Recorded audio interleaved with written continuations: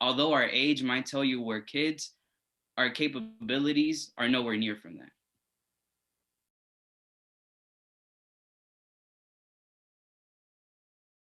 I feel that sometimes when things are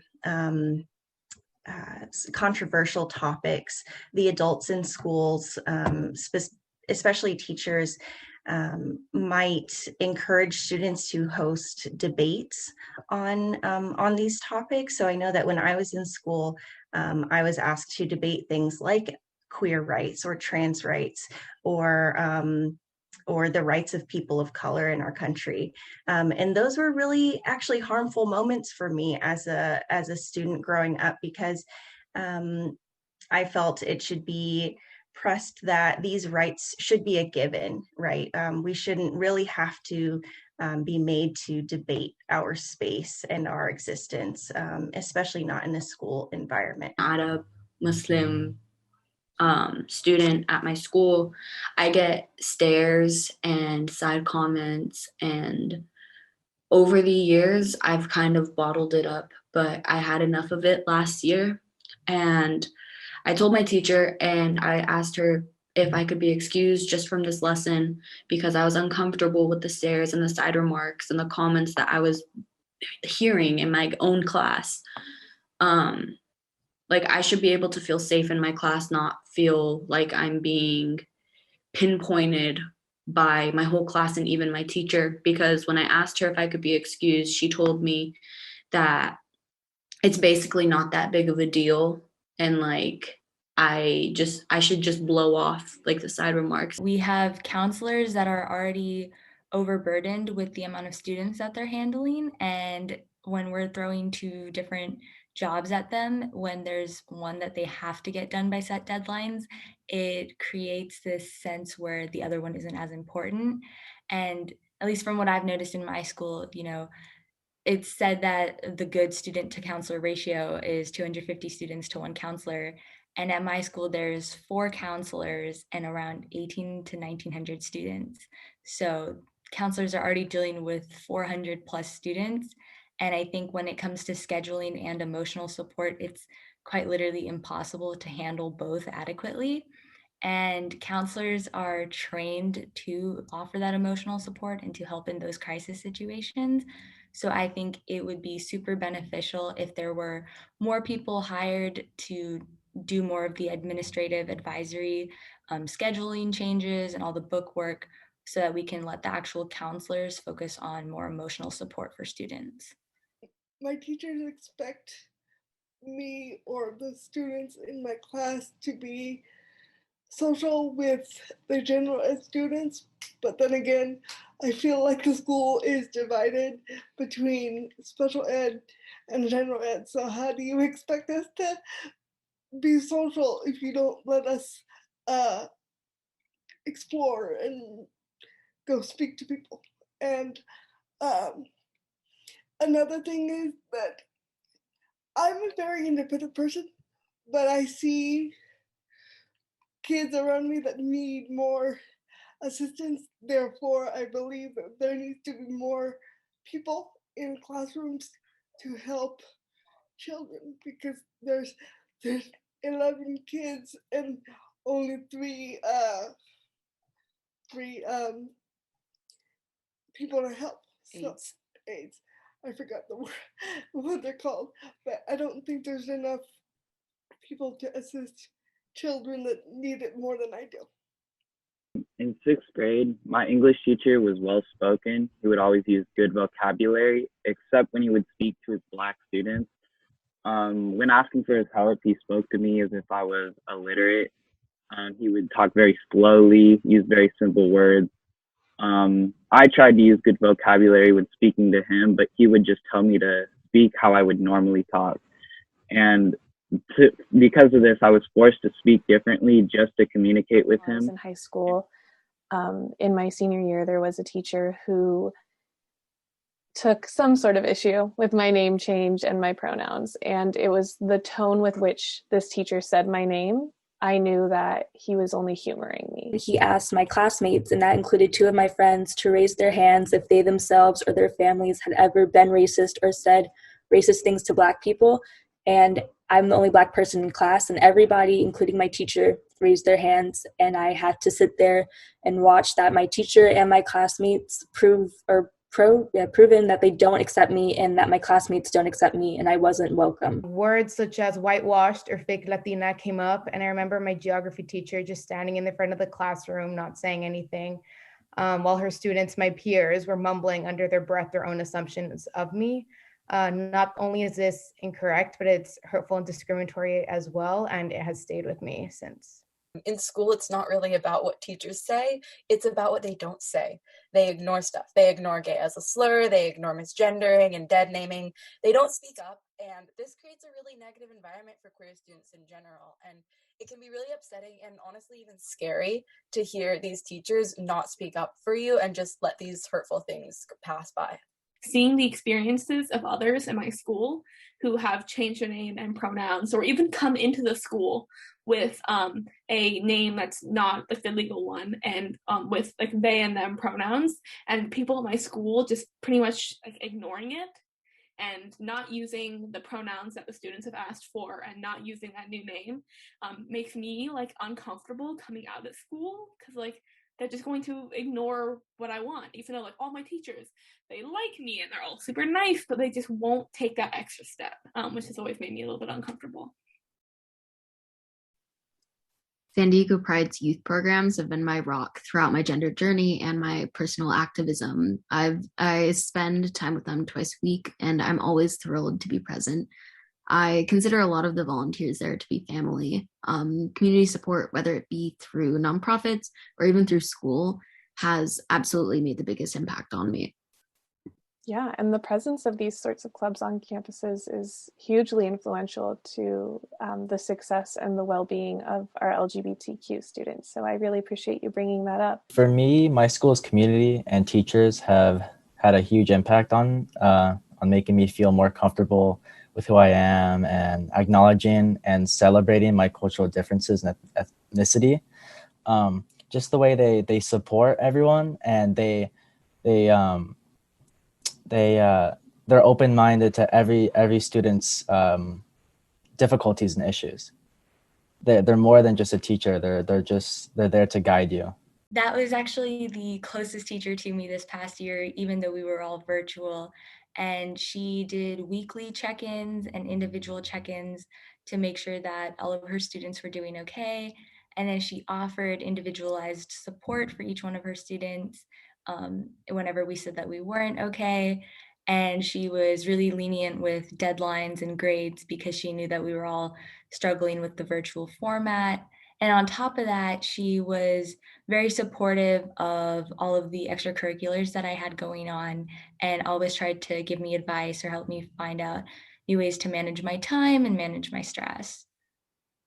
The people who were most influential in helping me become an empowered young adult were those staff members who noticed that I was maybe struggling with something and sat me down and asked me what was going on, and created safe spaces in that school building to listen to me. And then also those who encouraged me to find community outside of school. So showed me resources for places like San Diego Pride and the Center in San Diego, GSA Network, all of these organizations that help empower young queer youth were really influential for me. I think one of the most important things teachers can do is use diverse curriculum and advocate for curriculum change. When you look at middle and high school curriculum, there's very little mention of queerness at all, which just isn't fair, right? You know, in English, we should read books about queer characters. We should read books by queer authors. And in history, we should learn about queer activism and queer people in the past. I really think that to create a space as a teacher where students feel like they can confide in you or come out to you is absolutely incredible. I know that my teacher has like a little pride flag. And as soon as I walked in, I said, you know, like at least that's there. That made me feel a little bit safer. And I also think that putting your pronouns in your Zoom name is just like a little thing you can do too if you're teaching on Zoom, right? So that way people, or at least students, know that you're like being aware of using people's proper pronouns. They might feel more comfortable asking you, or having you ask them about their pronouns. And I think really just trying to educate yourself. You know, there's really good documentaries about the trans experience, about queer experiences, reading historical queer literature, because really our history is suppressed. I mean, if you're here probably because you don't really know all that much about queer or trans people, and because it's not taught in history, it's not really spoken about in the media, and because our history is being suppressed, and a lot of us historically have been so discriminated against, we weren't really surviving, at least, or we weren't coming out and being out and proud about it. So I think that you have to do the extra work to learn about the history in order to be a better ally, and to be just generally more educated. You know, it really helps with compassion and a general understanding of sort of like the systematic layers of oppression that a lot of queer youth face. I mean, being strict, I understand you have to so people will listen, but like just and yelling at the students, I mean, that's not gonna really do anything. But we're still getting the same lessons in the classroom. We should be more diverse in the classrooms, because while we're limiting ourselves to history and the truth, we're limiting ourselves to brain power and knowledge, and we're becoming dumber than smarter. So what I would like to see is to learn more about different cultures. For African Americans, slavery is something, but their culture is much more beautiful than that. For Mexicans, we're not just farmers, we're not just immigrants, we're not just janitors. Our culture is much more beautiful than that. I feel that in order for educators to really value our experience as a Black learner, they have to learn how to value our experience as Black people first. And I know in my educational journey, whenever Black people are brought up in any context of learning, it's always about the struggle and middle passage and slavery. But I feel like if they uplifted the joys and inventions and contributions that we've made, it would make a huge difference. The most important thing is being sensitive and cautious about what kind of videos, lectures, or contents you're putting on. Educating themselves about all religions, backgrounds, and teaching them all fairly without any biases. Also highlighting holidays, teaching all students about diversity, promoting diversity, and also always keeping in mind that a lot of textbooks have a negative connotation to the MENA region. So, you know, adding that positive connotation, and even if that means, you know, adapting something new and, you know, going a little bit off of the textbook and just, you know, giving a little bit more of a positive connotation. Also, I think ultimately we're living in a really tough world, and I think just giving support, you know, asking a student how they're doing, and just, you know, reassuring them that you know, you're there for them and you're helping them, and just to be that sort of a support system. I need my teachers to help Asian students develop their leadership skills as early on as they possibly can. There's a lack of representation in management and executive positions almost everywhere. And so how are we supposed to dream of succeeding and doing things that we don't even see people that look like us doing? Asians are one of the most least likely racial groups to be promoted to those higher levels, which doesn't exactly make sense when you think that like the whole model minority myth is built around Asians being like hard workers, being reliable and accountable. And so why is there an invisible barrier that's stopping us from being promoted higher or leading people? The best thing that I believe school staff can do to help queer students is educating themselves. There are plenty of queer people, myself included, who are more than interested in sharing their knowledge and their experiences, especially via presentation, whether it be to one person or multiple people, etc. So finding and following queer accounts on social media, asking questions, just educating yourself in general is a basis for providing support. You can't support someone if you don't know the difference between what is helpful and what is harmful.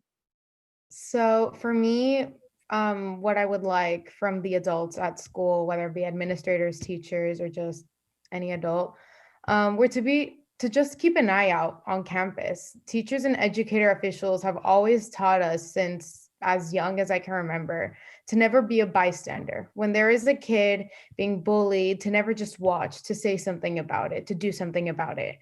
I believe it is time to apply that today. It hurt me greatly when my human geography teacher just stood in the front of the classroom when all the students around me mumbled and rumored under their breaths about me, my ethnicity, who I identify as. And like I said before, it's just time to apply that kindergarten phrase that they told us to never be a bystander, to always do something about it. So to just keep an eye out on the students, whether it be a conversation in the hallway or an actual remark in class, to also step up and defend if someone is being targeted. Previously spoke about having that experience where I saw Asian Americans in the classroom on that screen and like learning about them was so great. And I feel like it would be so empowering and so amazing if that happened in every classroom. I would just want for teachers to recognize experiences with racism and accept that racism is still a part of today's society.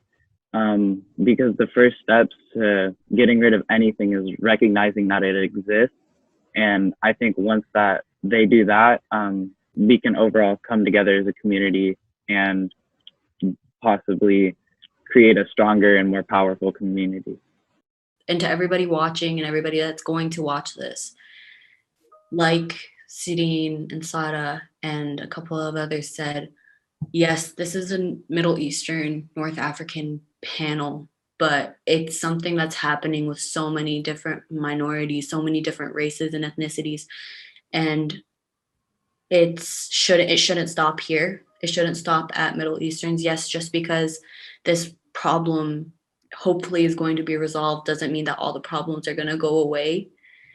And I just wanted to say thank you, because deep down it really does mean a lot, and it's the change that we really needed. And like they always say, our generation is going to be the one to change the world, but it's the adults and the people who are helping us use our voices and stand up for ourselves and our peers that are really the people that are changing for the future. So I just wanted to say thank you.